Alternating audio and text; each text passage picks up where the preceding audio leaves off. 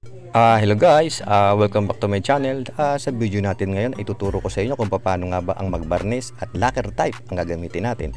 Ituturo ko sa inyo ang step by step preparation hanggang sa tayo ay mag top coat. Saka magbibigay din ako ng ilang mga tips at ideas about sa pagbarnis.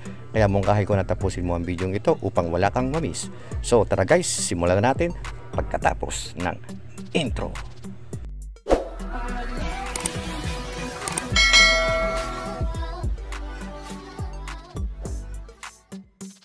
Guys, ang unang proseso ay ang pagpapahid ng lacquer sanding sealer.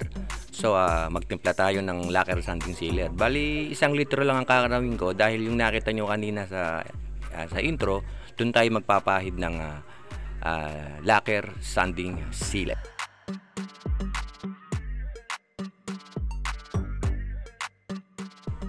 Guys, ang pagtitimpla naman ng lacquer sanding sealer ay halimbawa 1 part of lacquer sanding sealer ay lalagyan nyo ng 30% ng lacquer thinner.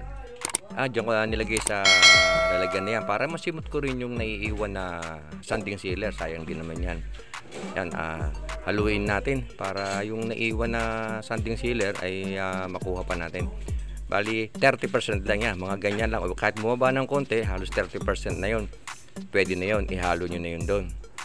Teka, nakalimutan ko, haluin ko pa pala. Haluin muna natin para yung naiwan na sanding sealer doon sa lata ay makuha pa natin. So haluin lang maigi at ibuhos na natin doon sa ating sanding sealer. Ngayon, pag nalagyan na natin ng 30% na lacquer thinner, lalagyan naman natin siya ng lacquer flow. Ang paglalagyan naman ng lacquer flow ay mga 3 to 5% lang ang ilalagay natin doon sa ating kinakanaw na sanding sealer. Doon tayo maglagay ng lacquer flow doon sa galon na yan para mas madali nating matansya. 3 to 5% lang ng lacquer flow ang ilalagay nyo doon. Yan, mga ganyan lang karami, sapat na yan. Hindi naman kailangan na marami yan. So pagka lagay natin dyan, siyempre hahaluin natin, di ba? So haluin natin na maigi para yung lacquer thinner at saka yung lacquer flow ay talagang maghalo na talaga sila. Haluin lang natin na maigi guys para makasigurado rin tayo na pati yung sanding sealer kasi may mga puti-puti yan kung mapapansin nyo. So kailangan mahalo ng maigi yan bago natin siya ipahid. So ayan, okay na, tapos na. Pwede nang ipahid dyan, pahid na natin. A few minutes later. So ayan guys, pahiran na natin ng sanding sealer ang ating project. Itong proseso na ganito ay ang ginamit namin ay brush. Pero pwede rin kayong gumamit ng spray. Pwede rin yan. Pero sa ngayon, brush muna ang gamitin natin. Sa pagpahid naman guys, siguraduhin lang natin na lahat ng parte ng kahoy ay malalagyan natin ng sanding sealer. At bibigyan natin ng konting pressure yung brush para pumasok doon sa mga betas ng kahoy yung ating sanding sealer. Isang mano lang ang gagawin nating pagpahid ng lacquer sanding sealer dito sa ating project.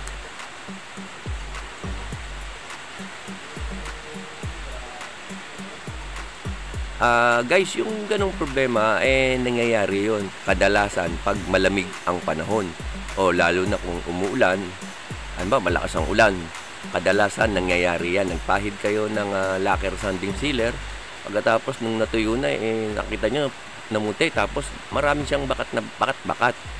So ang remedyo doon ay dadagdagan nyo ng lacquer flow.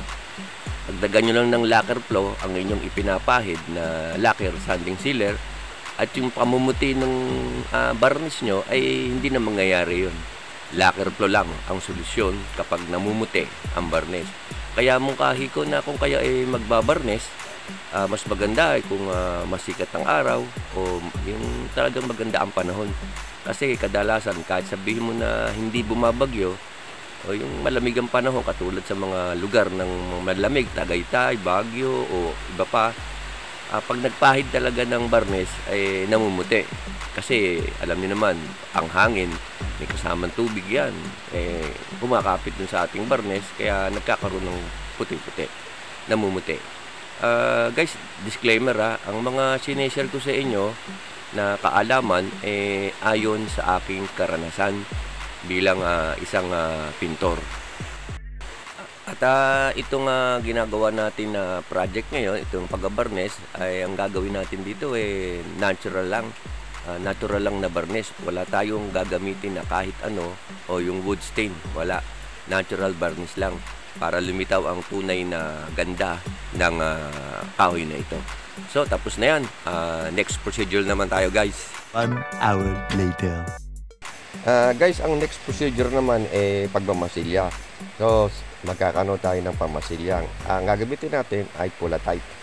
Maraming kasi ng pangmasilya pero sa ngayon yun ang gagamitin natin. Kailangan din natin ng patching compound o patching powder na yan at saka lacquer thinner. Sa pagtitimpla, itong nasa galon na to, tingin ko ito ay sapat lang doon sa ating project. Kaya ito ang titimplahin natin. Ibubuhos ko lahat yan doon sa isang malinis na lalagyan. Pagkatapos, lalagyan natin siya ng patching compound. Ang patching compound naman, ang paglalagyan naman yan ay yung 1:1.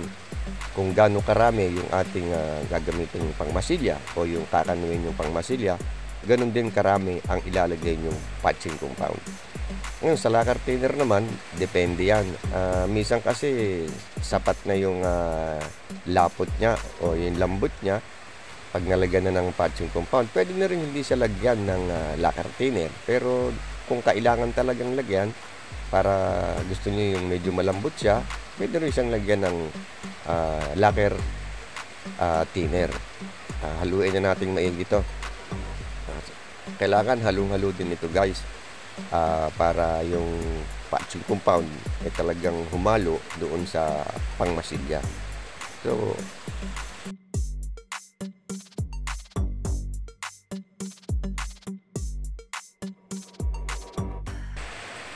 kasi guys, malaki ang maitutulong ng patching compound na yon. Una, magiging makatawan agad ang ating gagawing pangmasilya. Yung bang mga betas ng kahoy ay madaling mapupuno. Pangalawa, mas madali siyang lihahin. Hindi naman ganong mahirap lihahin ang pangmasilya na yan, pero magiging mas madaling lihahin ang ating project kapag ito ay nilagyan na natin ng patching compound. Yung sapat lang na dami. Hindi rin kasi maganda yung sobra ang patching compound. Ayan, sa tingin ko, okay, tingin nyo, okay na yung ano niya, kaya hindi natin sila lagyan ng lacquer thinner. Okay na yung lambot niya. Pwede na natin ipahid yan. Tara, pahid. A few minutes later. Guys, lalagyan natin ng pangmasilya yung buong project natin. Bali, ang tawag doon ay babatakan natin ng Pulatite. At pabalagbag ang paglalagay ng masilya. Huwag nating iaayon doon sa pinaka-haspi ng kahoy. Kailangan pabalagbag para mas madaling pumasok doon sa mga betas ng kahoy yung ating pangmasilya. At saka manipis lang ang pagpahid. Kasi pag napakapal ka dito, hindi naman kailangan ng makapal na yun. Pangalawa, mahirapan ka rin magliha. Isang mano lang ang gagawin natin dito. Kung mapapansin nyo guys, yung kahoy na yan kasi hindi yan buo, bali pira-piraso yan na pinagdikit-dikit lang. Kaya kung mapapansin nyo, may mga parang alon-alon. So kailangan malagyan ng masilya yung mga pagitan ng kahoy na yan. Kasi hindi magiging maganda ang resulta kapag hindi natin nalagyan yan. So kaya kailangan maayos ang pagmamasilya. Para kung sakasakali na magpapahid na tayo ng sanding sealer, hindi na masyadong magastos sa sanding sealer. Kasi kung hindi natin na mamasilyahan to, magiging magastos sa sealer. Maraming sanding sealer ang magagamit bago talaga tuluyang sumara ang mga betas ng kahoy na yan. So kaya kailangan masilyahan natin. Bali, pag magmamasilya kayong ganito, ayan, kung mapapansin nyo, ayan, isang mano lang at tulad pa rin ng dati, kailangan may pressure. Ididiin nyo yung inyong paleta para mas makapasok doon sa betas ng kahoy yung ating mga masilya. Madali lang matuyo ito guys. Kung mapapansin nyo, halimbawa nagmamasilya kayong ganyan tapos merong natuyo na masilya doon sa inyong paleta, pwede nyo itong ibalik doon sa ilalagyan. Pwede yan. Kasi pag naibalik nyo yan, hahalo yan doon, lalambot uli yan. Kaya yung mga naiiwan sa inyong paleta, huwag nyong itatapon. Ibalik nyo doon sa may lalagyan. Guys, kung sakasakali naman na yung inyong project na ginagawa ay may mga butas ba o yung mga pako na mga ulo ng pako na ibinaon, lalagyan nyo ng masilya yon. Kasi pag unang pahid na ganyan, diba sabi ko isang pahid lang, pero hindi natin makukuha sa isang pahid yung may mga butas-butas na malalaki. Ang gagawin nyo, babalikan nyo lang ng masilya yon kasi lumulubog talaga yan. Isang pahid, lulubog siya. Kayo na lang ang tumingin kung kailangan pang lagyan. Tapos pag nakita nyo lumubog, lagyan nyo uli. Pero hanggat maaari, yung sa may parting butas lang. Kasi kailangan talaga halos silang malagyan. Kasi nga, pagdating sa pagliliha, medyo mahihirapan kayo dyan. So, yun lang ang babalikan nyo dyan. Yung may mga malalalim na butas, huwag kayong gagamit ng ibang pangmasilya. Kasi, natural to eh. Wala kayong ibang gagamiting pangmasilya maliban dyan sa ginagamit natin na Pula-Tite. Eksaktong-eksakto yan ang kulay niya para maging maayos ang kalalabasan ng ating project, para maiwasan natin yung uneven na kulay. Kasi pag gumamit ka ng ibang masilya dyan, pag nagbarnish ka na, makikita na yon, hindi na mawawala yun. So kailangan yung ginagamit nating pangmasilya, yan lang ang gagamitin natin. So dyan na tayo para hindi kayo mainip 2 hours later. So ayan guys, natapos na yung ginawa nating pagbatak ng masilya sa ating project. Pasensya na kayo kung di ko na ipakita ng kompleto para hindi na rin kayo masyadong mainip. Mag-i-interan tayo na matuyo yan. Depende yan sa lugar nyo o lokasyon nyo. Basta siguraduhin lang natin na matuyo ng gusto yan. Ngayon bago natin sa lihahin ng 100 grit na liha, tapos susundan natin ng 240 grit na liha. Pero kailangan siguradong tuyo na siya. 2 hours later. So guys, ayan ang naging resulta ng ating project matapos na itong lihahin. Pasensya na kayo kung di ko na ipakita para hindi rin kayo mainip. Basta tandaan lang na kailangang maliha ng maayos ang ating project dahil dun nakadepende ang ganda ng ating pagbabarnis o resulta ng barnis sa maayos na pagliliha. A few minutes later. So guys, ang susunod naman na proseso ay ang pagpapahid ng lacquer sanding sealer. Bali kung napapansin nyo, may pahid na yan eh. Napahiran ko na yan ng isang mano. Bali, pasensya na kayo kung hindi ko na ipakita. Hindi para hindi na rin kayo masyadong mainip at hindi naging, para hindi naging mahaba ang video na to. Bali, ayan, ang pagpapahid niyan, hindi naman kailangan na mahaba yung gagawin mong pagpahid. Basta mga 3 o 4 na balik lang, ay pwede na yun. Basta siguraduhin lang na lahat ng parte ng kahoy ay malalagyan ng sanding sealer. Ngayon na-concern ko rin guys kung sakaling gagamit kayo ng brush tulad ng nakikita nyo, huwag kayong gagamit ng brush na ginamit na sa iba. Halimbawa, ginamit na sa pagpipintura. Meron ng mga pinturang na sa ilalim yan, huwag nyo nang gagamitin yun. Kasi pag ginamit nyo pa yun, halimbawa nagtitipid kayo, kakatas yun. Lulusawin yun ng sanding sealer at magkakaroon ng bakat-bakat yung ginagawa natin project. Kaya hanggat maaari, ang gagamitin nating brush ay yung bago. At sa prosesong ito guys, kailangan manipis lang ang pahid nyo.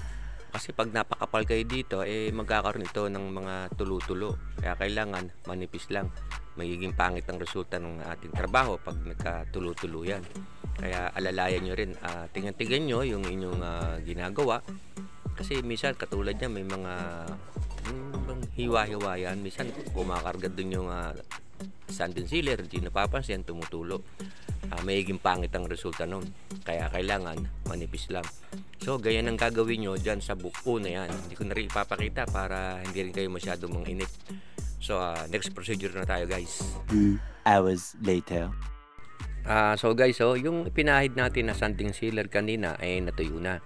So ang ginawa ko na dyan ay niliha ko siya ng 240 grit na liha Pagkatapos, pupunasan nyo yan ng basahan o gumamit din kayo ng brush na panlinis kasi magkakaroon nyo ng mga puti-puti. Pagkatapos yung lihahin niya ng 240 grit na liha. Pagkatapos, nilagyan ko uli siya ng sanding sealer. Yun, pagkatapos na matuyo uli, nilagyan ko pa uli siya ng sanding sealer. Yung dalawang patong na yun, palagay ko sapat na. Tignan yung maigi guys ang resulta. Diba medyo maganda na siya, pero hindi pa yan sapat. Meron pa tayong gagawin na proseso o procedure bago tayo mag top coat. So yan na muna guys. Pag masing maigi, diba parang okay na, pero may gagawin pa tayo. Next procedure naman tayo guys. So guys, eto na tayo sa next procedure natin. Bali yung ginamit natin na sanding sealer kanina ay doon tayo kumuha at pagkatapos lagyan natin siya kahit mga 2 to 3% ng lacquer flow. Yan ang gagamitin natin na pangbuli o yung tinatawag na munyego. Imumunyego natin yung ating barnes. Kumuha rin kayo ng cotton na basahan, pagkatapos bilugin nyo. At yun ang gamitin nyo na pambuli o munyego dyan sa ating barnes. Ang paraan naman ng pag-umunyego ay tulad pa rin ng halos ng kaparehas ng pagbabrush. Bibigyan mo pa rin ng pressure ang ginagawa mong pagbuli para sigurado tayo na yung mga betas ng kahoy talagang pasukin ng sanding sealer na yan. Kasi minsan may pagkakataon ba na kahit naka ilang patong na ng sanding sealer, nakabukas pa rin ang mga betas ng kahoy. At sa pamamagitan ng proseso na ito, yung tamang proseso, tamang pagpapahid o tamang pagbubuli, ay yung mga betas ng kahoy na yun na nakabukas ay magsasara na. Para kung sakali na tayo ay magta-top coat na, magiging maganda ang finish ng ating barnes. Hindi yung may mga butas-butas pa o naka-open pa yung mga betas niya, hindi magiging maganda yun. Kaya kailangan natin ibuli o imunyego ang ating ginagawang pagbabarnis bago tayo maglalagay ng top coat. Guys, gusto ko na rin magpasalamat sa inyo at sa iyo na nag-subscribe na sa aking channel at patuloy na sumusuporta at nanonood sa aking mga video ina-upload. Maraming salamat po sa patuloy ninyong pagtangkilik sa aking channel. Bali, umasa kayo na patuloy akong mag-upload ng mga video tungkol sa pagpipintura at mga kauri nito upang nung sa ganun kahit paano meron akong ma-share na mga idea na aking nalaman sa aking pagtatrabaho. Muli sa inyong lahat na tumatangkilik at nanonood sa aking video, maraming salamat po sa inyong lahat. Guys, hindi pa tayo tapos nasa munyego pa lang tayo. Meron pa tayong susunod na proseso isipin nyo, tapos na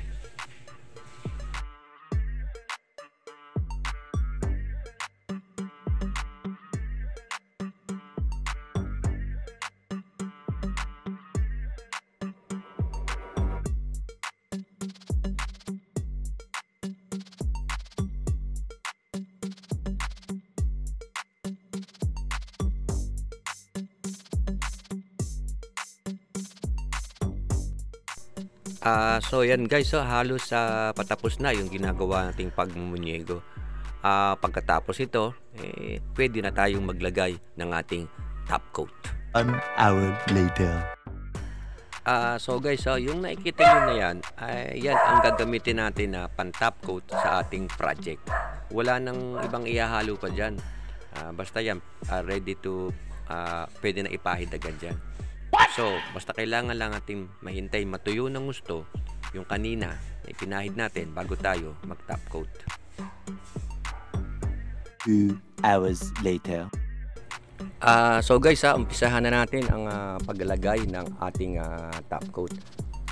Guys, concern ko lang uli yung gagamitin nyo na brush dito sa ginagawa nating paglalagay ng top coat ay kung maaari yung bago uli, yung bang hindi na ginamit sa sanding sealer.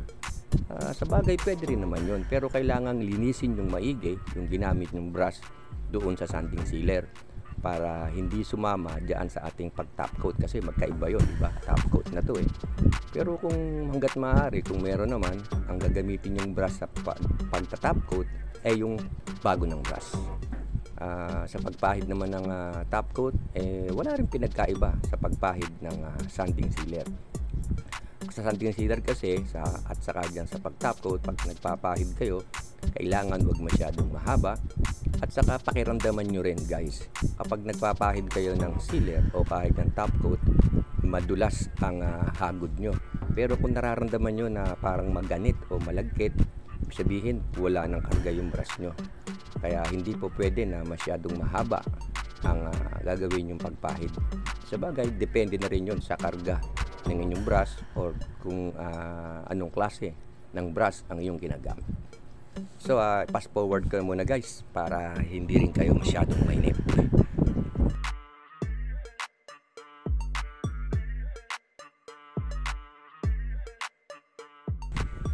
Guys, bali itong ginagawa natin na pag-top coat ay uulitin natin. Bali gagawin nating 2 beses ang paglalagay ng top coat. Kasi minsan merong pa ring parte ng ating project na hindi nalagyan ng top coat kasi pareho silang makintab. So sa pangalawang pahid na yan, makakasigurado tayo na lahat ng parte ng ating project ay napahiran na ng top coat.